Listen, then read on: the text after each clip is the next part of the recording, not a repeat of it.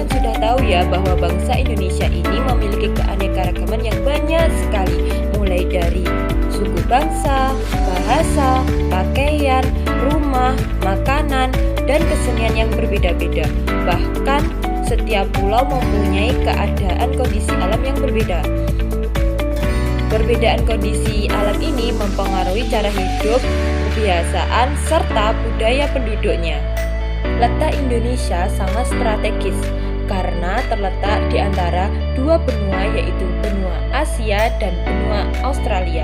Selain itu, Indonesia terletak di antara dua samudra, yaitu Samudra Hindia dan Samudra Pasifik. Oleh karena itu, Indonesia mudah dikunjungi para pendatang.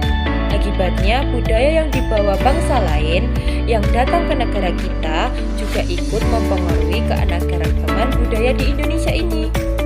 Contoh keanekaragaman yang pertama adalah batik. Batik adalah salah satu budaya Indonesia yang telah lama berkembang dan dikenal oleh masyarakat Indonesia. Pada mulanya, kegiatan membatik merupakan tradisi yang turun-temurun yang di setiap daerahnya memiliki corak atau motif tertentu yang beraneka-ragaman antar daerah yang satu dengan daerah yang lainnya. Batik merupakan kearifan lokal dan warisan budaya. Tidak hanya batik saja, masih banyak kearifan lokal dan warisan budaya yang kita miliki. Keragaman motif batik yang ada di Indonesia ada banyak sekali. Contohnya, yang pertama motif merak semawis dari Semarang. Yang tengah itu ada motif kawung dari Yogyakarta. Yang ketiga ada motif megamendung dari Cirebon. Dan masih banyak lagi motif batik di Indonesia. Selanjutnya ada keragaman rumah adat. Yang pertama contohnya ada rumah adat dari Jawa Timur. Yang kedua ada rumah adat dari Sulawesi Selatan. Yang ketiga ada rumah adat dari Jambi. Dan masih banyak lagi contoh rumah adat yang ada di Indonesia ini. Selanjutnya ada bentuk keragaman lainnya. Di Indonesia ini ada pakaian. Pakaian di setiap daerahnya memiliki ciri khas masing-masing.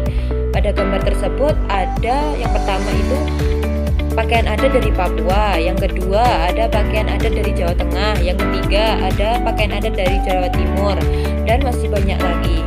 Faktor penyebab Indonesia memiliki kekayaan dan keragaman budaya yaitu yang pertama, letak strategis wilayah Indonesia. Indonesia berada di antara Samudra Hindia dan Samudra Pasifik. Indonesia yang berada di antara benua Asia dan benua Australia. Letak strategis ini menjadikan Indonesia berada di tengah-tengah lalu lintas perdagangan sehingga pedagang dari berbagai negara datang ke Indonesia dengan membawa agama, adat istiadat, dan kebudayaan dari daerahnya. Yang kedua, kondisi geografis negara kepulauan. Kehidupan masyarakat di sekitar pantai berbeda dengan kehidupan masyarakat di pegunungan. Begitu juga berbeda dengan masyarakat yang tinggal di perkotaan. Masyarakat pantai lebih banyak memanfaatkan laut untuk mempertahankan hidupnya, yaitu dengan menjadi nelayan. Masyarakat yang tinggal di daerah pegunungan, mereka mempertahankan hidupnya dengan cara menjadi peternak ataupun petani sayur. Masyarakat yang tinggal di perkotaan tentu tidak akan menjadi seorang nelayan ataupun peternak, tetapi mereka cenderung membuka usaha atau menjadi pebisnis, bekerja di kantoran atau bekerja di pabrik. Faktor penyebab yang ketiga adalah karena perkembangan teknologi yang sangat canggih. Kemudahan akses internet di seluruh kalangan masyarakat mengakibatkan terjadinya pertukaran informasi lebih cepat. Misalnya, remaja di Indonesia dapat mengakses berbagai lagu, tarian, fashion dari daerah lain dengan mudah. Yang hal tersebut dapat mempengaruhi gaya hidup dan kebiasaan mereka. Faktor penyebab yang keempat yaitu keterbukaan masyarakat terhadap perubahan. Keterbukaan masyarakat terhadap sesuatu yang baru, baik yang datang dari dalam maupun luar masyarakat, yang dapat membawa pengaruh terhadap perubahan masyarakat Indonesia. Karena keterbukaan ini menyebabkan akulturasi budaya. Tahu nggak kalian akulturasi budaya itu apa? Jadi, Jadi, akulturasi budaya itu adalah proses percampuran budaya dari daerah lain yang mengakibatkan sesuatu perubahan namun tidak menghilangkan ciri khas budaya aslinya. Misalnya, tradisi adat seperti pernikahan. Ketika pasangan yang berasal dari daerah yang berbeda memadukan elemen-elemen budaya mereka dalam upacara pernikahan. Agar berbagai keberagaman yang kita miliki tersebut menjadi penguat dan pemersatu bangsa, maka kita sebagai bagian bangsa dan negara Indonesia sudah seharusnya menjunjung tinggi nilai-nilai menghargai keberagaman sesuai dengan pengamalan Pancasila.